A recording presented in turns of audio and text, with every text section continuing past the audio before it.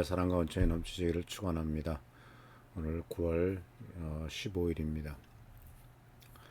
오늘은 요한계시록 6장 1절에서 2절에 나오는 말씀으로서 일곱인의 심판, 이제 고난 속에서도 하나님의 주권을 의지하라고 하는 귀한 말씀을 같이 생각해 보려고 합니다. 2020년에 전 세계를 강타한 코로나 팬데믹은, 그리고 또 계속해서 연이어 일어나고 있는 자연재해, 또 예측 불가능한 경제 위기, 끊이지 않는 전쟁과 테러, 21세기를 살아가고 있는 우리는 언제 어떤 재앙이 닥칠지 모르는 불안한 시대를 살고 있습니다. 개인적으로도 갑작스러운 질병, 실직, 가족의 위기, 관계의 단절 등으로 인해 평범했던 삶이, 일상이 순식간에 무너지는 경험을 하게 됩니다. 이런 상황에서 많은 사람들은 왜 이런 일이 일어나는가, 하나님이 계시다면 왜 이런 고통을 허락하시는가 라는 근본적인 질문을 던지게 됩니다. 요한계시록 6장에서 시작되는 일곱인의 심판은 바로 이러한 현실적 고민에 대한 하나님의 답변을 담고 있습니다. 내가 봄에 어린 양이 일곱 인 중 일곱 봉인 가운데 하나를 떼는 것을 보았다. 그리고 나는 내 생물 가운데 하나가 우레 같은 소리로 오너라 하는 것을 들었다. 그리고 내가 보니 흰말 한 마리가 있는데 그 위에 탄 사람은 활을 가지고 있었다. 그는 면류관을 쓰고 있는데 그는 이기면서 나아가고 이기려고 나아갔다. 이 말씀은 고난과 재앙 속에서도 여전히 역사를 주관하시는 분이 어린 양 예수 그리스도라는 사실을 분명하게 보여줍니다. 요한계시록 6장에서 분명히 말씀하고 있는 중요한 사실은 봉인된 인을 떼는 분이 바로 어린 양이다라는 점이죠. 이는 단순히 예수님이 심판의 권세를 가지고 계시다라는 의미를 넘어서 모든 고난과 시련이 그분의 허락과 통제 아래 있다는 것을 깊은 신학적 진리를 담고 있습니다.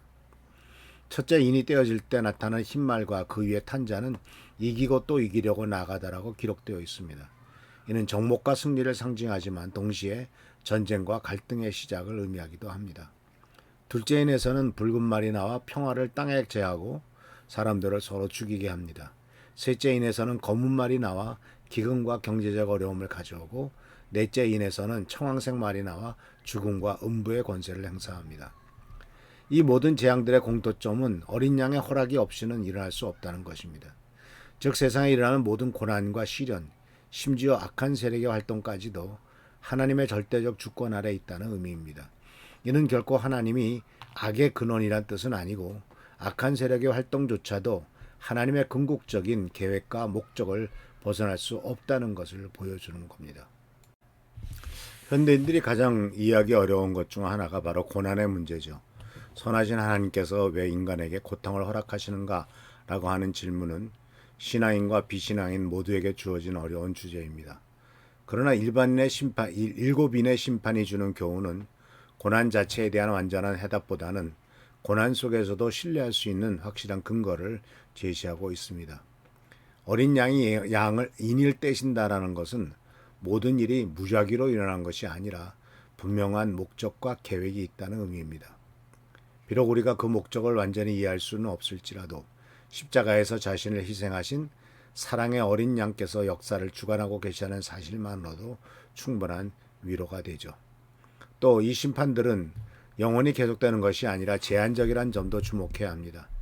넷째 인의 재앙도 땅 4분의 1에 제한되어 있고, 다섯째 인에서는 순교자의 기도 응답하시는 하나님의 모습이 나타납니다.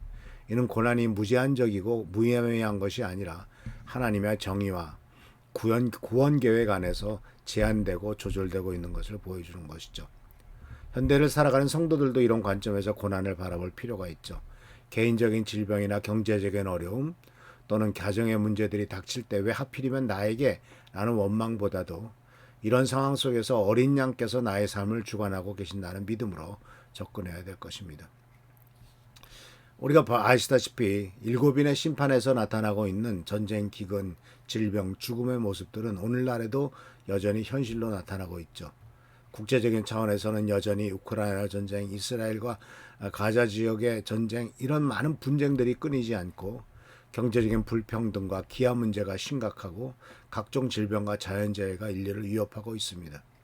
그런데 이런 것들은 우연적이고 자연적인 것이라고 보는 세상적인 관점과는 달리 성경적 관점에서 이런 일들은 인류의 죄악에 대한 하나님의 경고이며 동시에 회개로의 부르심이라고 봅니다. 물론 개인적 고난이 그 사람의 죄 때문이라는 단순한 인과응보로는 성경적이지 않죠. 하지만 인류 전체적인 차원에서 보면 하나님을 떠난 문명의 방향과 또 타락함에 따른 결과들 사이에는 분명한 연관성이 있는 것을 보게 됩니다. 환경 파괴로 인해서 기후변화와 자연재해, 탐욕과 불의로 인한 경제적 불평등과 사회 갈등, 도덕적 타락으로 인한 가정의 해체와 사회적 병리 현상 등은 모두 하나님의 질서를 거부한 결과를 인간들이 스스로 불러온 것이라고 볼 수가 있죠. 하나님이 이러한 현실을 통해 인류가 자신의 한계를 깨닫고 창조주께로 돌아오기를 원하고 계시죠. 개인적인 차원에서도 마찬가지입니다. 때로 우리에게 닥치는 어려움들은 우리의 교만을 깨뜨리고 하나님을 의존하게 하며 진정으로 중요한 것이 무엇인지를 깨닫게 하는 도구가 되기도 합니다. 물론 이것은 고난을 미워하거나 고난받는 자들을 위로 없이 대하라는 의미는 아니죠. 오히려 고난 속에서도 역사하시는 하나님의 선하신 뜻을 신뢰하며 서로 위로하고 도우라는 의미입니다. 그래서 또한 우리는 이 말씀을 통해서 일곱 인의 심판이 주는 가장 중요한 교훈 중에 하나를 깨닫게 되는데, 이것은 같은 상황을 보는 두 가지 관점의 차이입니다.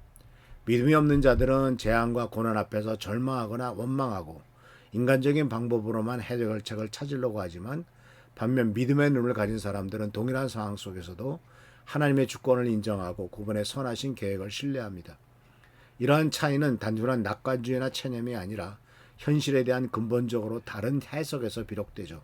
세상의 눈으로는 무질서와 혼란스럽게 보이는 상황들이 믿음의 눈으로는 하나님의 계획이 펼쳐지는 과정으로 보입니다. 이는 고난을 가볍게 여기거나 무시하는 것이 아니라 고난 너머에 있는 하나님의 목적을 바라보는 것입니다. 특히 어린 양이 인을 떼신다는 사실은 이러한 믿음의 근거를 제공하죠. 십자가에서 우리를 위해 죽으신 예수님께서 역사를 주관하고 계시다면 그분의 모든 허락에는 반드시 사랑과 구원의 목적이 있을 것이라는 확신을 가질 수 있기 때문입니다. 사실 그러나 이러한 믿음을 유지하는 것은 쉽지 않죠. 그러나 특히 개인적으로 큰 고통을 겪을 때나 해결하지 않는 문제가 계속될 때나 사회적으로 심각한 위기 상황에 직면했을 때 더욱 그렇죠. 그렇지만 그럴 때일수록 우리는 의식적으로 어린 양이 인을 떼신다라는 진리를 기억하고 고백해야 될 것입니다. 그래서 우리들은 이와 같은 것들을 매일매일 일상 속에서 작은 어려움들부터 하나님의 주권 아래 있다고 인정하는 연습이 필요합니다. 그리고 또한 하루를 시작할 때 오늘 일어날 모든 일이 주님의 허락 아래 있다는 고백으로 기도하고 예상치 못한 어려움에 부딪힐 때마다 주님이 허락하지 않으면 아무 일도 일어나지 않는다는 진리를 되새기는 것이 중요합니다. 이런 고백이 습관이 될 때 우리는 상황에 끌려들지 않고 상황을 주관하시는 하나님을 바라보며 살아갈 수가 있습니다. 그래서 사는 성도 여러분, 또한 일곱인이 주는 심판이 주는 또 다른 교훈은 고난을 혼자 견뎌내야 하는 것은 아니다라는 것이죠. 다섯 번째 인에서 순교자들의 영혼이 함께 부르짖는 모습은 고난받는 성도들이 서로 연대하고 위로해야 함을 보여줍니다. 현대사회에서 개인주가 팽배해지면서 많은 사람들이 자신의 고통을 혼자 감당하려고 합니다. 그러나 하나님께서는 교회 공동체를 통해 서로의 짐을 나누어지게 하셨고, 큰 시련을 겪고 있는 성도들에게는 주님이 여전히 주관하신다는 믿음의 증언과 함께 구체적인 도움과 위로가 필요하죠. 그래서 교회는 단순히 개인의 신앙 성장만을 추구하는 것이 아니라 함께 고난을 견디고 함께 소망을 품는 공동체여야 합니다. 서로의 기도 제목을 나누고 어려운 상황에 있는 이들을 실제적으로 돕고 하나님의 주권에 대한 믿음을 서로 격려하는 것이 중요하죠. 특히 사회적 재난이나 집단적 위기 상황에서는 교회가 지역사회의 희망의 등대 역할을 해야 됩니다. 절망하는 이웃들에게 어린 양이 여전히 역사를 주관하고 계신다는 소망의 메시지를 전하고 구체적인 봉사를 통해서 하나님의 사랑을 나타내야 할 것입니다. 일곱 인의 심판이 주는 핵심 메시지는 고난의 의미를 완전히 해명하는 것이 아니죠. 고난 속에서도 신뢰할 수 있는 확실한 근거를 제시하는 겁니다. 그 근거는 바로 어린 양 예수 그리스도께서 역사의 주인이라시는 사실이죠. 세상이 아무리 혼란하고 미래가 아무리 불확실해 보여도 십자가에서 우리를 사랑하신 그 어린 양께서 모든 것을 주관하고 계시다는 믿음만 있으면 충분합니다.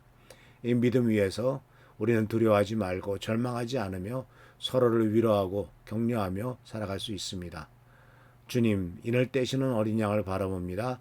혼란 속에서도 주님의 주권을 신뢰하게 하옵소서라고 기도하는 여러분 되시기를 바랍니다. 기도하겠습니다. 조준 주께서 오늘도 함께 하신 은혜를 감사드립니다. 우리들은 여러 가지로 부족하지만은 그러나 여전히 모든 것을 주관하시는 하나님, 어린 양이신 주님을 우리가 바라보며 믿습니다. 오직은 이러한 믿음 가운데 살아갈 수 있도록 하시고 승리하는 삶, 복된 삶 되도록 주여 도와주옵소서. 예수님께 감사드리옵고 예수 그리스도의 이름으로 기도하옵나이다. 아멘. 오늘도 승리하시고 승리하시는 여러분 되시길 축원합니다. 할렐루야 축복합니다.